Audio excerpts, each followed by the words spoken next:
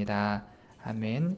방금 읽은 에베소서의 말씀을 가지고 찬송의 공동체라는 제목으로 함께 말씀 나누고자 합니다. 우리가 에스겔서의 말씀을 쭉 살펴보고 있었습니다. 한동안은 그 흐름을 잠깐 멈춰놓으려고 합니다. 에스겔서의 말씀은 잠시 멈춰놓고 이제 제가 틈틈이 설교하는 시간 동안에는 에베소서의 말씀을 한 장씩 읽어나가면서 교회, 우리가 성도의 공동체로서 지켜야 될 본분들에 대해서 하나씩 살펴보려고 합니다. 오늘은 그 주제가 찬양입니다. 교회란 어떤 곳인가? 찬양의 공동체다 라는 것이 에베소서의 말씀의 1장을 여는 서론 부분이었습니다. 에베소서의 말씀은 사도 바울이 마지막에 그의 인생의 말년에 로마로 압송되어 감옥에 갇혀 있을 때 지은 써서 보낸 편지입니다. 에베소서, 빌립보서, 골로새서가 바로 그리고 빌레몬서까지 이 네 가지의 서신이 옥중 서신이라고 표현이 되어 있습니다. 에베소 교회에서 사도 바울이 3년 동안 사역을 했습니다. 그가 사역해왔던 여러 가지 교회 중에서 특별히 굉장히 많은 시간, 많은 공로를 들여서 함께 목회를 해왔던 교회가 바로 에베소 교회인데, 그 교회 안에서 문제가 생겼다 함을 듣고 본인이 감옥에 갇혀 있어서 직접 갈 수는 없으니 편지를 통해 에베소 교회를 찾아온 시련, 어떠한 면에서 신앙에 그리고 신학적인 부분에 부족한 것을 채워줘야겠다라는 차원에서 써내려간 것이 에베소서입니다.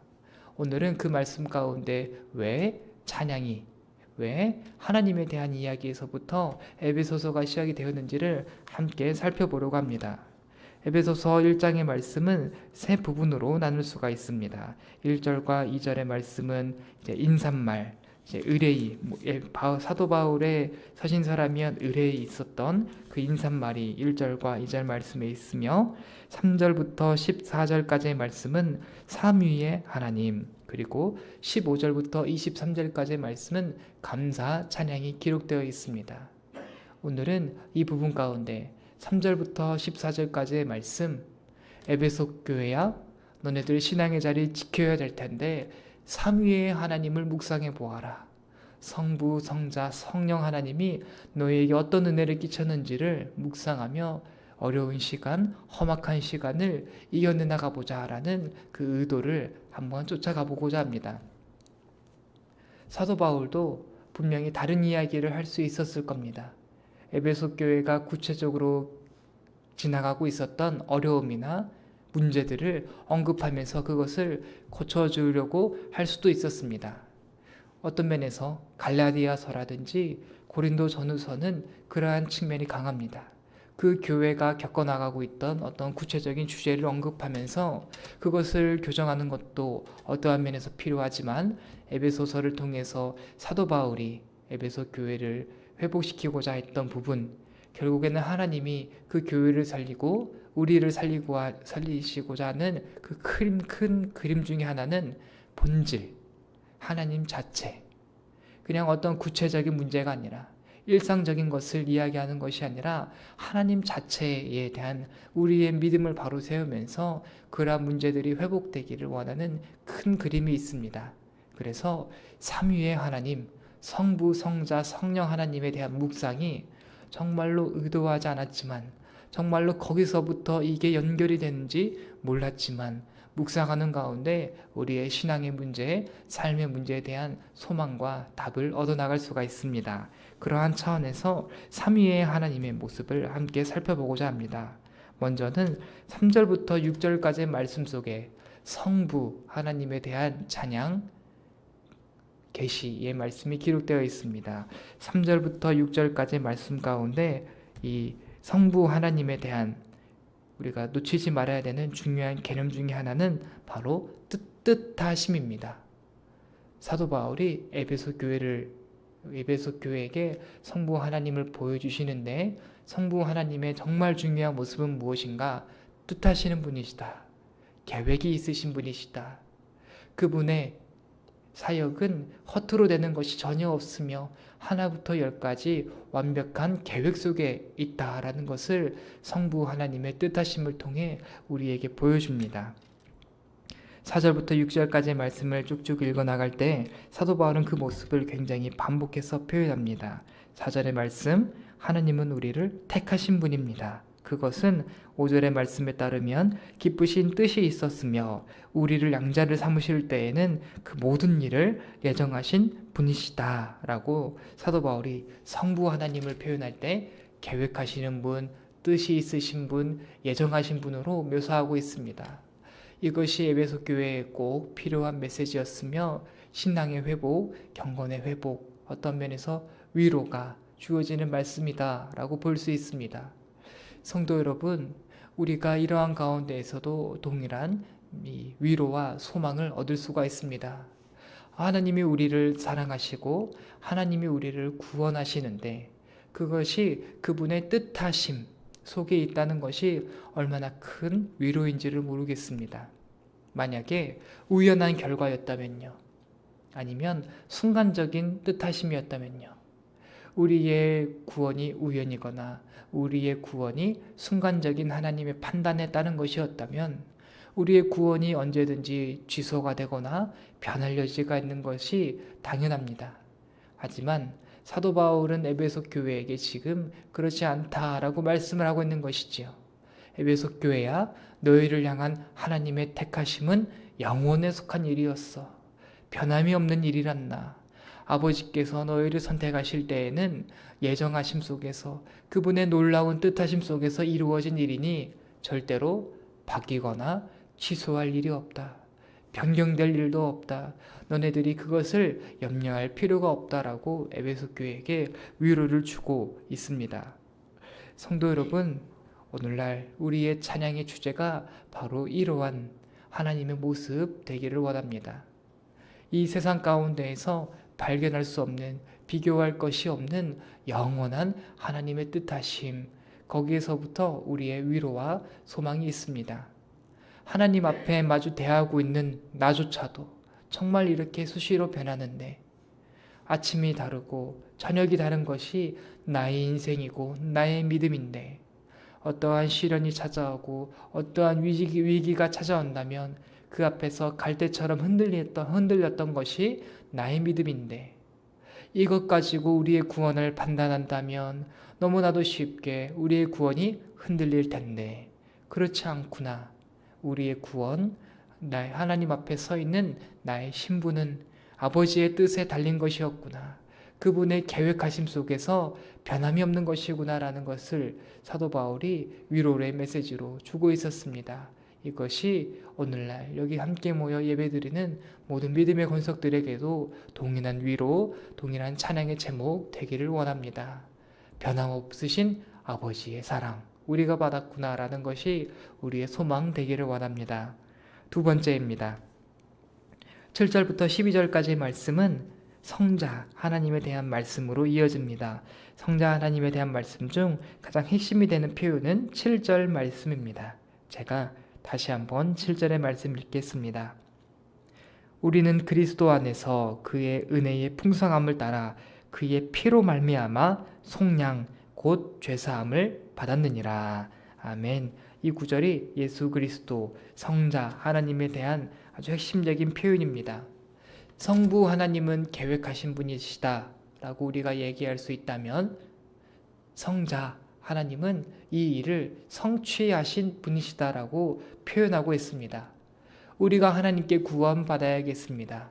우리가 하나님의 자녀로서 입양되기 위해서는 반드시 넘어야 될 산이 있었습니다. 그것이 바로 공의죠. 공의로움. 죄인을 용납할 수가 없고 죄에 대해서는 반드시 책임을 물어야 되는 하나님의 공의로움이 있습니다. 하나님이 죄인된 우리를 사랑하시기도 하셨지만 여전히 우리를 그분의 자녀로 삼고 싶으셨지만 죄의 벽이 이 공의라는 것이 하나님의 사랑과 상충되는 것 같아 보일 때 하나님의 뜻하심, 하나님의 계획하심은 성자 하나님을 통해 놀라운 방법으로 성취가 됩니다. 그분의 공의도 만족할 수 있으며 그분의 사랑도 온전히 우리에게 비추어질 수 있는 하나님의 묘수가 바로 성자 하나님 예수 그리스도로 이 땅에 오셔서 그분이 우리의 죄를 대신하여 우리가 하나님의 자녀가 될 수 있는 새로운 산길을 열어놓는 것이었습니다. 성자 하나님은 바로 그러한 분이십니다. 그분이 이 땅 가운데 오셔서 행하신 모든 것들은 아버지의 뜻을 이루어 가시는 것이었으며, 그분이 이 땅 가운데에서 내려와 말씀하시며 가르치셨던 그 모든 것들도 아버지의 뜻을 이루기 위하여 필요한 말씀들을 하셨습니다. 그리고 그분이 우리에게 기도하라 라고 일러주신 것은 하늘의 뜻이 이 땅 가운데 이루어지기를 기도하라 라고 우리에게 기도로 알려주셨습니다. 온전히 그분의 관심은 아버지의 뜻을 이 땅 가운데 이루어내는 것이었습니다. 그리고 그 일을 완벽하게 성취하셨습니다. 이것 또한 성자 하나님의 온전한 성취 또한 우리에게 큰 위로가 됩니다. 아버지께서 원하시고 계획하시고 뜻하셨던 그 모든 바가 예수 그리스도 안에서 100% 완전히 성취가 되었습니다. 우리는 그 은혜를 덩달아 입는 것이지요. 하나님이 우리를 사랑하려고 해도 사랑할 수가 없는 거예요. 그분의 거룩하심 앞에 우리는 정죄만 받습니다. 해보려고 해도 안 되고, 우리의 마음 안에서 거룩한 그 열망이 있다 하더라도, 심지어 우리가 거듭난 심령을 가지고 있다 하더라도 우리가 온전히 하나님 앞에 설 수 없는 것이 어떤 면에서 참 아이러니고 가슴 아픈 현실입니다. 하지만 하나님이 우리를 보실 때는 우리를 보는 것이 아니라 우리와 믿음으로 연합해 있는 온전한 성취 그 자체가 되시는 예수님을 보신다는 것이지요. 그게 우리에게 얼마나 큰 위로가 되는지를 모르겠습니다. 에베소서의 상황도 마찬가지이죠. 분명 이 믿음의 시련 가운데, 믿음의 험악한 시간 가운데 에베소 교회의 구체적인 삶의 모습들은 흔들릴 수 있었으나 그것은 하나님 앞에 중요한 문제가 아니었습니다. 하나님은 에베소 교회를 보실 때에 그들을 위하여서 온전히 모든 것을 이루어내신 성자 하나님을 보고 계신다. 거기에서부터 위로를 얻어라 라는 사도 바울의 메시지를 우리가 확인할 수 있습니다. 그것이 오늘날 우리를 향한 하나님의 메시지인 것이지요.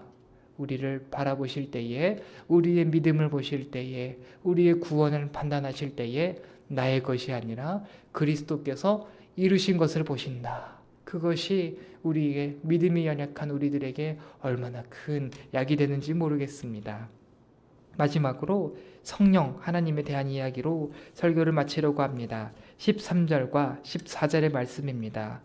이 13절과 14절의 말씀은 각각 성령 하나님의 중요한 사역을 설명합니다. 하나의 핵심으로 설명하자면 인치심입니다. 도장을 찍는다. 인치셨다. 하나님이 우리를 바라보시면서 구원받은 백성이다라고 인을 치시는데, 도장을 찍으셨는데, 그것이 성령이 우리 안에 내주하시는 그 사건을 보며 사도 바울은 그것을 시적으로 표현할 때 인치셨다라고 표현합니다. 감이 잘 안 잡히는 표현입니다.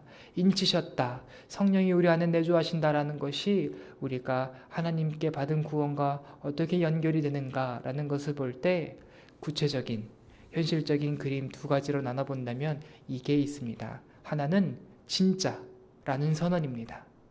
도장을 찍고 성령이 우리 안에 내주함으로써 우리가 주님께 받은 그 구원과 어떤 연결이 되는가라는 것을 볼 때 그 도장을 찍는 행위가 진짜라는 선언입니다. 우리가 김홍도 씨라든지 또 조선시대 여러 작가가 있고 화가가 있고, 그 작가들은, 화가들은 작품을 그리고 나서 그냥 놔두지 않아요. 자기 자신의 사인을 한다든지 자기 자신의 도장을 찍습니다. 그 의미가 무슨 의미일까요? 이것은 내가 만든 작품이다 라는 어떠한 면에서 확실한 그 자기의 소유를 삼는 그 행위가 도장 찍는 것을 통해 표현됩니다. 성령 하나님이 우리 안에 거하시는 게 바로 그러한 의미로서 해석할 수 있습니다. 13절의 말씀이 그렇습니다. 진리의 말씀, 구원의 복음의 말씀을 들을 때에 성령 하나님이 너희 안에 내주하시니, 구원의 복음의 말씀이 진짜 너희에게 이루어졌다라는 것을 믿어라. 라는 그 위로의 말씀이 바로 성령 하나님이 주시는 우리의 위로입니다. 그리고 또한 성령 하나님이 우리 안에 내주하심으로써 우리 안에 인침을 통해 우리가 확인할 수 있는 또 다른 위로는 미래에 대한 소망입니다. 약속입니다. 그 부분은 14절의 말씀에 기록되어 있습니다. 성령 하나님이 우리 안에 내주하심은 우리가 받을 기업의 보증이 되신다라고 표현하고 있습니다. 우리가 아직 온전한 구원, 온전한 하나님 나라를 맛보지 못했습니다. 이미 우리의 구원은 이루어졌으나 아직 온전히 성취가 되지 않은 이 갈등, 긴장의 상황 속에서 성령 하나님의 내주하심은 위로가 되는 것이지요. 내가 끝까지 달려갈 수 있도록, 내가 하나님 나라에 이를 수 있도록 하나님이 나와 함께 하시는구나. 나의 구원을 주님께서 이루어 가시겠구나라는 그러한 소망을 발견할 수 있는 것이 성령의 내주입니다. 에베소 교회에게는 이것이 위로가 될 수 있었던 거죠. 지금 당장 내 모습 보기에는 너무나도 연약하고 부족하였지만 이것이 하나님 나라에 달려갈 때까지 주님 안에서 붙들림을 받아 그분이 포기하지 않으며 나를 인도하고 계신다는 것을 성령의 충만함을 통해 그들이 확신을 얻었습니다. 이것이 또한 우리에게도 위로 되기를 원합니다. 성령 하나님이 내 안에 거주하시는구나. 내가 받은 구원이 진짜 하나님이 주신 구원이고 내가 받은 구원이 완성될 때까지 주님이 나와 함께 하시며 이제 달려가시겠구나라는 소망을 우리가 성령 하나님의 충만함 속에서 발견할 수 있습니다. 이것이 우리의 찬양의 제목 되기를 원합니다. 이 시간 말씀을 마치면서 기도하기를 원합니다. 주님, 다른 어떠한